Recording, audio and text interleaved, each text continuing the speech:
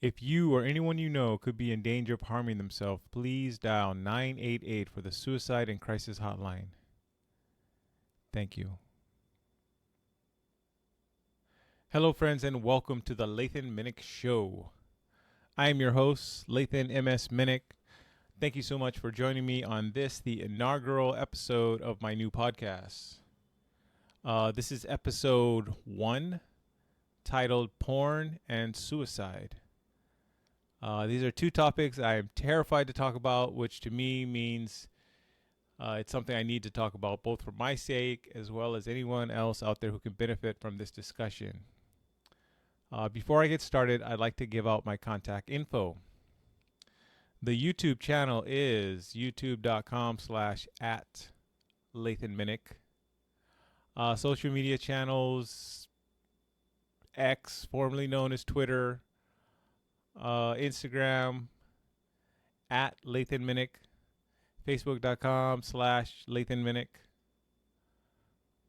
I have a TikTok. I haven't touched it in forever, so don't look for me there. And then my Gmail address is lathanminich@gmail.com. So as I was saying, this is my new podcast. I had another one previously, the Larth Media podcast, that can still be found on my Larth Media YouTube channel, youtube.com/@LarthMedia, LARTH media.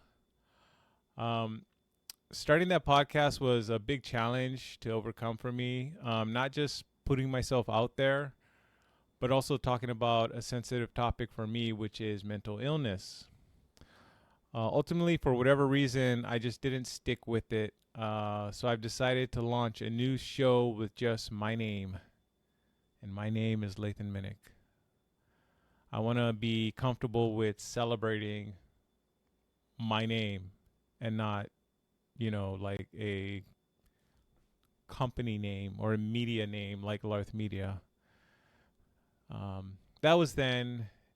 This is now. Anyway, I'm totally stalling here. Let's get to the topics at hand. So, porn and suicide. I'm just gonna say that casually, like porn and suicide. Whatever. I was debating which one I wanted to talk about first. I think I'll start with porn. That seems like the least scary of the two to talk about, and I probably have more to say about it. And even as I just said that, like that's the least scary one to talk about, I get a twinge of a twinge of anxiety thinking about talking about it. But of course, when you talk about suicide, that's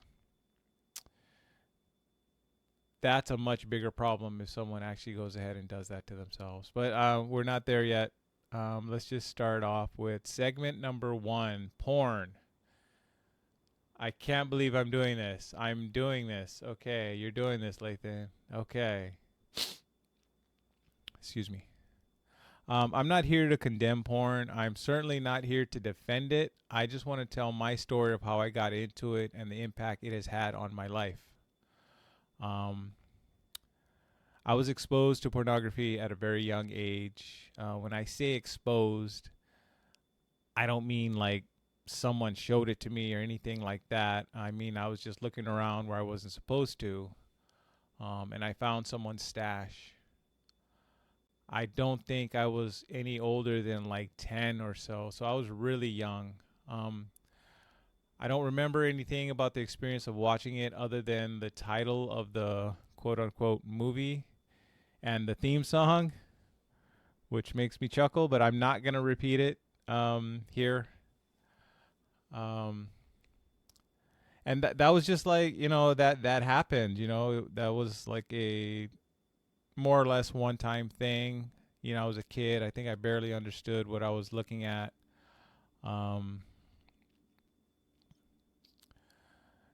It wasn't until like my mid-teens that like porn consumption had become like a regular thing.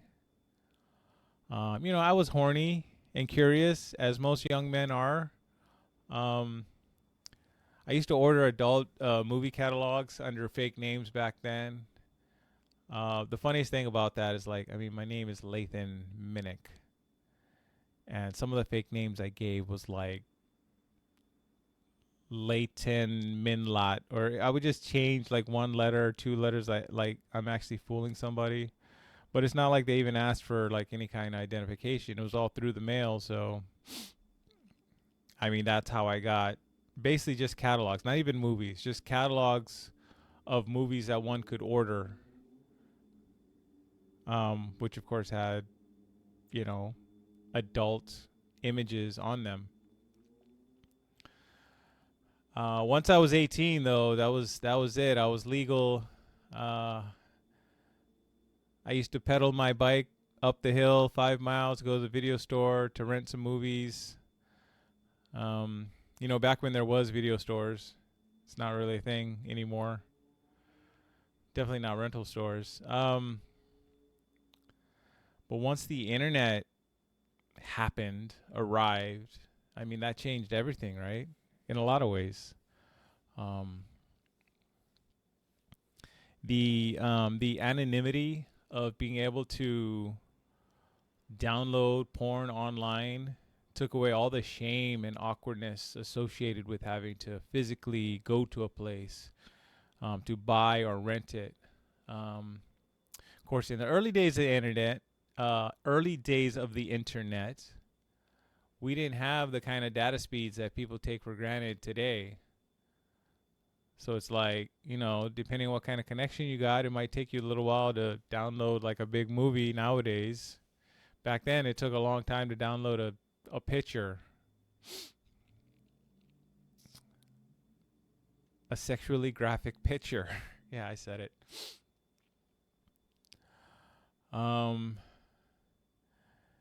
And yeah, again, I'm so like I got this resistance in my chest. Like, are you really saying this? Are you really doing this? I'm doing it.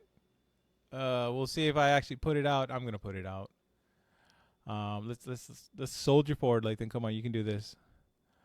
So yeah, I mean, porn has been in my life ever since. It has dominated so much of my resources. Mostly my time and my money.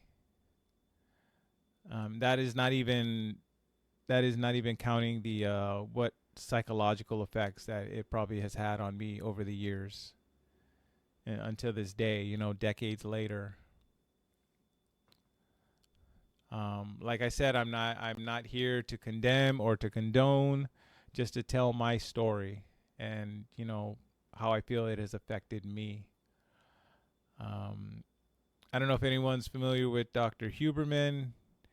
I think it's Huberman Lab Podcasts. I usually see him on YouTube. He seems to have a lot of, I will just say, negative things to say about porn and porn consumption and what it does to men. So he would say it's unhealthy. I try to avoid that massive generalization of porn being porn, because it's just such a blanket term. You could have a video of two people lovingly engaged in a sexual act, but if it shows everything, insertion and all, then it's porn. So yeah, that's a huge generalization. But I mean, as far as what most porn is, I feel it's had a pretty unhealthy effect on my life. I mean, it's definitely affected my past relationships. How I view sex and intimacy. It's definitely no substitute for a deep, loving connection with someone special and raising a family, which are still things that I want to do. I'm about to be 46, so I don't think it's quite over for me yet. Um, But of course, I've been engaging in that act for so long that I've been, I haven't had a lot of healthy, intimate relationships. Um, yeah. Uh, See, I'm starting to feel real effing awkward, but that's okay. That's what I'm here to do. This is my plan. This is my job. This is my goal. Is to talk about this. Um, I mean, as we all know, porn and really just a lot of content in our society. I mean, Hollywood objectifies women. Um, a lot of porn that I've seen, I don't want to speak for all porn, but it just seems a huge theme about it is female subjugation, male domination, female subjugation. Um, there's a lot of content that, see, again, I don't want to do this mass generalization. Um, but yeah, it's a lot of it is subjugation, especially of women, but not only of women, of men too. There's often like this, I don't know, it seems like a power struggle. Like someone always has to be the dom or the sub, dominant or submissive for those who may not know. Um, uh, so yeah, I mean, I'm guessing there's content out there that's focused on loving intimate sexual relations, but I'm also guessing that it doesn't sell as well because people want that kink, I guess. Um, okay, moving on. Come on, you got this, Lathan.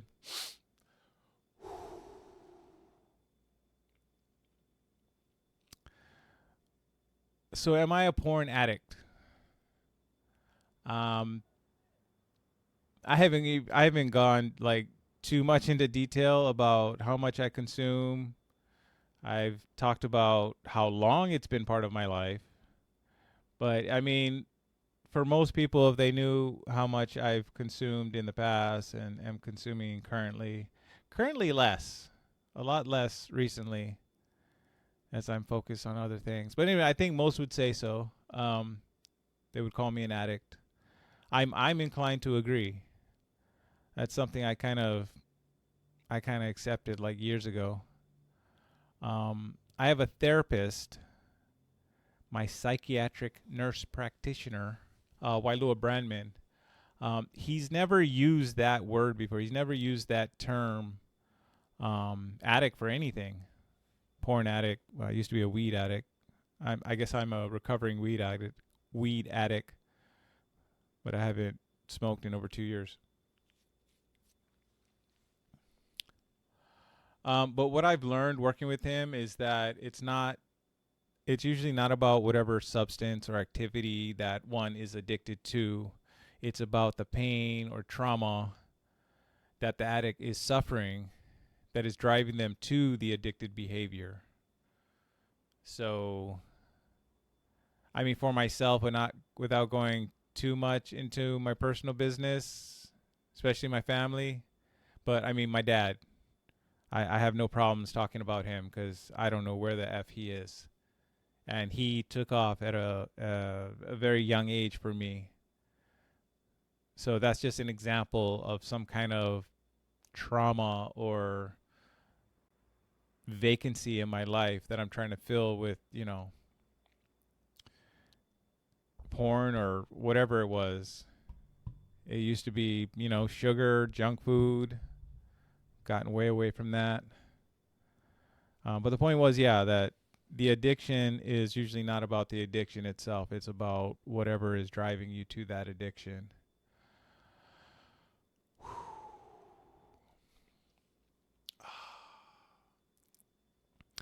Anyway, how long have we been going? Well, I think that's most of the. Yeah. So I think that's more than enough on porn. My last thought is to add that if you feel that you have a problem with porn or any activity, substance abuse, um, mental health, um, please seek professional help. Talk to your doctor, who can hopefully refer you to a psychiatrist or psychologist. Seek out a support group. Um, I did a quick Google search, and I put porn addict, and then the first frequently searched term that popped up was recovery. So I clicked on porn addict recovery, and uh, this phone number came up. It's 1-800-662-4357. 1-800-662-HELP. That is the Substance Abuse and Mental Health Services Administration hotline. So if you need someone to talk to, I mean, start there. You never know where it could go from there. Whew. I feel like this is going to be a short one. Now, I mean, not short, but like I wrote down a bunch of stuff and I'm through all of it, and that was just about the porn. I don't know, maybe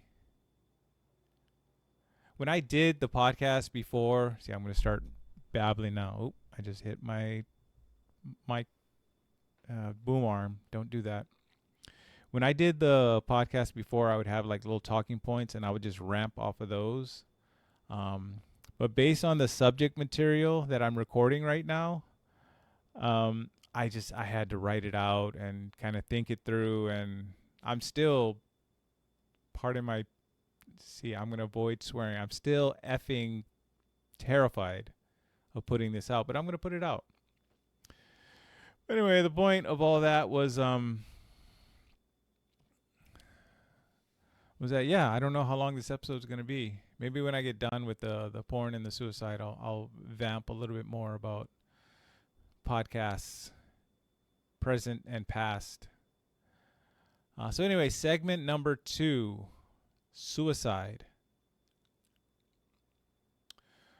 Once again, if you or anyone you know could be in danger of harming themselves, please dial 988 for the Suicide and Crisis Hotline. That is not a joke. That is serious business.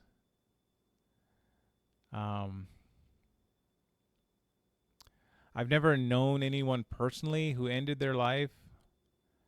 I think when I used to work security, like one of the supervisors, I mean, he was my supervisor, but I didn't know him that well. I learned like after the fact that he hanged himself on Christmas Day, which is Jesus. Anyway, I mean, it's like depressing to talk about, but that's why I'm here. This is the topic that I've chosen for my new podcast.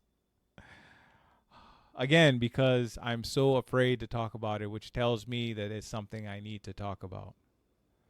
I'm chasing that fear. Okay, as I said, segment number 2, suicide. He says so casually. We're talking about porn earlier, and just in general.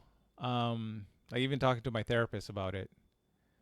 And my therapist often has students that he's training.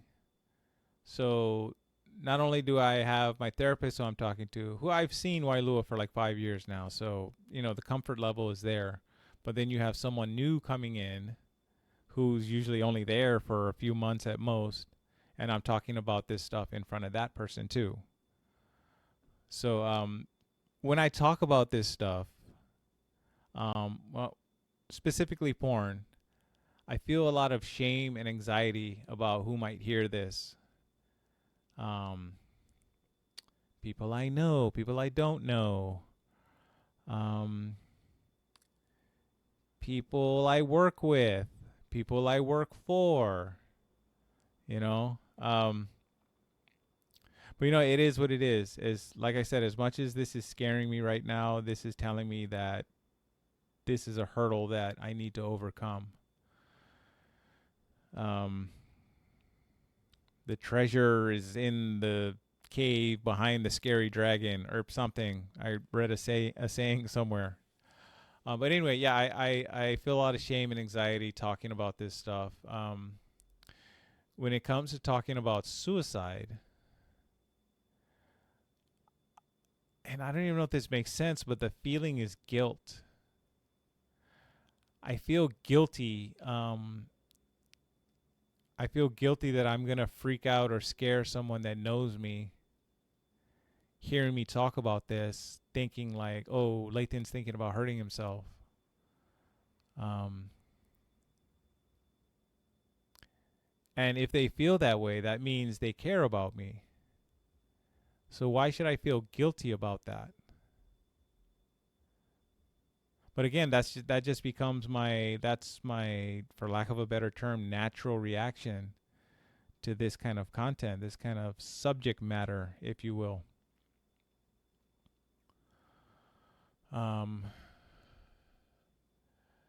So to preface, I'm not planning on hurting myself. If I was, I wouldn't be talking about it. I certainly wouldn't be producing a podcast episode about it. Having said that, I do have suicidal thoughts. I have them quite regularly, actually. This used to bother me a lot more than it does now.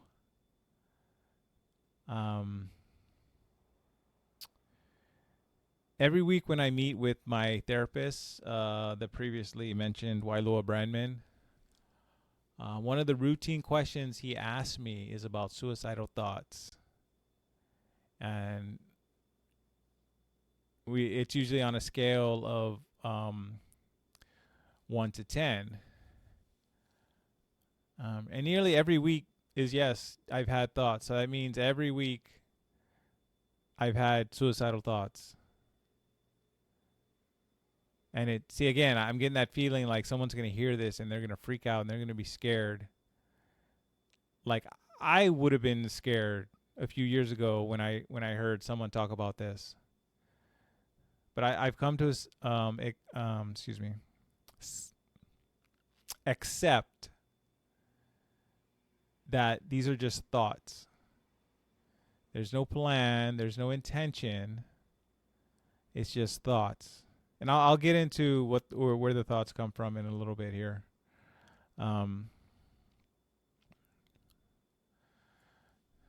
So he asked me about my suicidal thoughts. Suicidal thoughts.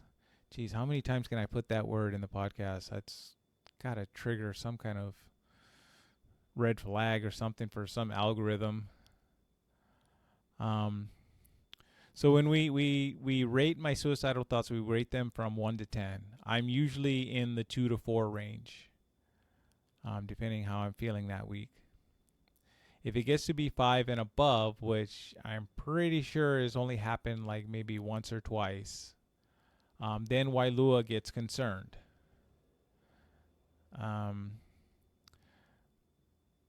But by and large, he doesn't seem concerned by it. And that kind of frees me up to believe that, okay, these are just thoughts. Because if he's not worried about it, then I feel more confident in not being worried about it. It's a concern. There's definitely something there that's whatever, some kind of malcontent that is feeding into this thoughts of self-harm. But it's not a crisis situation. It's not something that I'm planning on acting on. I mean, they're just thoughts, they're quite fleeting. They just come and go. They enter my brain, then they leave. So what usually triggers these thoughts are frustration with my life and where I am in life. Um, I'm asking myself, I'm middle aged. What am I doing with my life? Is all that I am now, is this all I'll ever be? The more I open myself up to the possibility that I can have and do more with this life, that's all the more frustrated I get when it doesn't seem to be happening or things aren't working out. Um, so like this podcast and all the other attempts at creating content or doing something for myself, these are all these are examples of me believing I can do something different in this life. I went to a screenwriting class at last summer. That was another example. Like, oh, I think I want to be a filmmaker. I talked about that on the previous podcast, on the Larth Media podcast, that I wanted to be a filmmaker. I'm still not sure where I am with that. But I had a very difficult time with that class. And it wasn't the screenwriting class itself. It wasn't the writing. It wasn't that the class was technically hard. It was just my overwhelming feeling of anxiety and just I'm just going to say it's like whenever I sit down to do something, to try something, to do something different, I'm overwhelmed with anxiety. I was researching podcast hosts earlier today, and then I just get so overwhelmed with choice and this has this feature or this has this that I want. And again, I just get effing anxious. So yeah, to get back to the screenwriting class, I got an A in that class, which is great. There were times where I didn't think, not that I didn't think I was going to pass. I was honestly thinking about dropping the class and even dropping it after, because you got your deadlines. You can drop it like at a certain date and get all your money back, and drop it the next date and get like half of your money back. And then there's a deadline where if you drop it beyond that date, it's basically just a fail. And I think the first two, there's like no record that, I don't know, no record that you took it or no record that you failed, something like that. And like on the very last day of the final of the screenwriting class, when I got all my two scripts together and then my computer wasn't working or Lao Lima wasn't working, and I pushed it to like I was uploading my final project at like 10 minutes before the deadline to where the professor was calling me. And if I had not made that deadline, or if I had failed, then yeah, I foresee some serious anxiety, suicidal thoughts. It's just that feeling of failure, of me telling myself I'm a failure. And whenever something like that happens, it's like a reminder, like, oh yeah, remember that you're a failure. And that's what I clearly, there's something in here that keeps telling me that. And I've gotten better at identifying and hopefully compartmentalizing and just leaving it in its place and not letting it affect me. And to add on top of that, as far as like me trying to do anything with my life and me believing that I can do something different with my life, I've had these health issues that I've been dealing with for a long time. I have sleep apnea, which is relatively new as far as the diagnosis, But I mean, I've had sleep issues for years, decades, where I've always felt tired. I've felt like I not get enough sleep, or I've had insomnia where I can't fall asleep, or what's more common lately is that I wake up early and I can't go back to sleep. Um, I have post COVID. Apparently, I had COVID like late 2022, and like here more than a year later, it's gotten a lot better. But like 6 months ago, I was feeling really crappy. So I mean, you combine that with me telling myself, "Oh, I'm gonna start a new podcast. Um, I'm gonna start the YouTube channel. I'm gonna go to film school. I'm gonna do this. I'm gonna do that. Do all these things I actually want to do with my life versus nothing against anyone who works a job just because it's a job and it pays their bills and takes care of them and their family. Nothing wrong with that. That's more or less what I'm doing now as far as my actual occupation.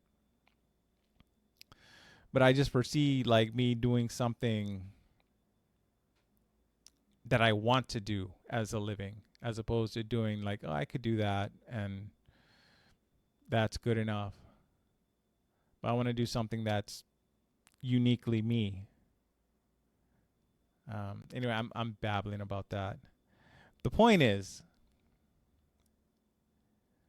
there's all that frustration, all this whatever existential dread about being middle aged and what am I going to do with my life, and then I have these glimpses of like, oh, I started a podcast, oh, but it didn't work out. Ooh, I went to screenwriting class, but oh, it was so hard.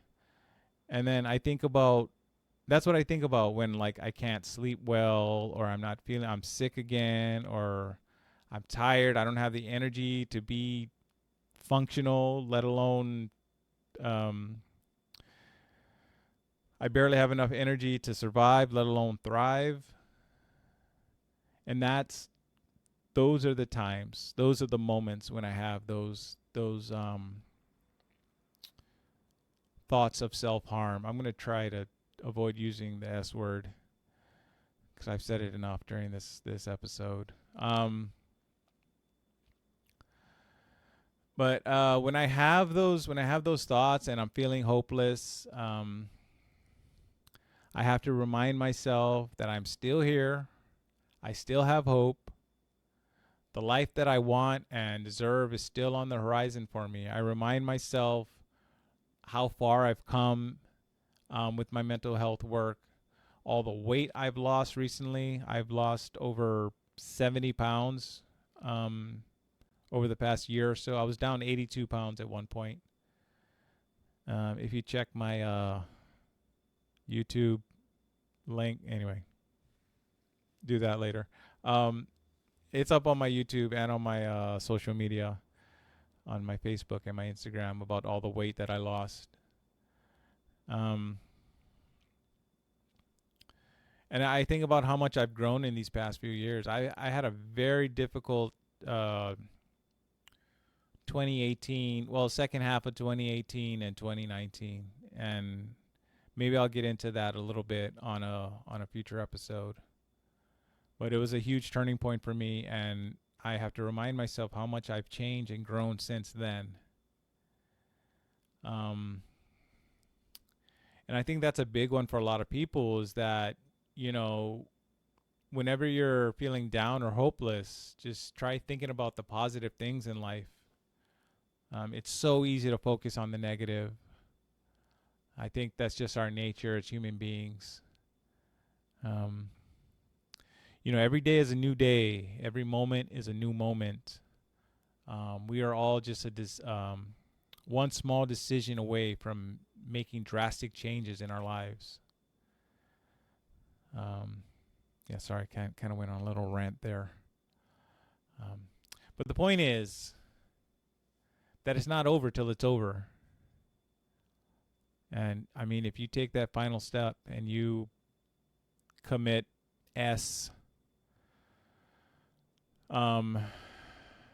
suicide, if you take that step, then it's over. There's no coming back from that. And that is no joke. And I'll say the S word one last time. If you or anyone you know could be in danger of harming themselves, again, for the third time, please dial 988 for the Suicide and Crisis Hotline. Okay, there, I did it. I did it, yay! Well, I recorded it. I gotta upload it. So that was it. That was the inaugural episode of the Lathan Minich Show. I didn't mention this yet, but it is my 46th birthday tomorrow. Actually, in 15 minutes, because as I'm recording this, it's 11:45 p.m. on February 22nd. I was gonna record this on the day. It's kind of like a, I don't know, birthday thing, but I still like it, like starting the podcast on or near my birthday. But I'm glad I didn't, because this took way much, that's proper English, way much longer than I expected. Which kind of shouldn't be a surprise at this point, because every time I do something like this, it takes longer than expected. Anyway, what a great way to start my 47th year by launching my new show. I hope you enjoyed it. If you made it this far, thanks for sticking in there. And I appreciate you very much. Once again, I can be reached at the YouTube channel is youtube.com/@larthmedia. No, it's not. Oh my God. That was a faux pas. I can kind of be reached at youtube.com/@larthmedia, but that's not the channel anymore.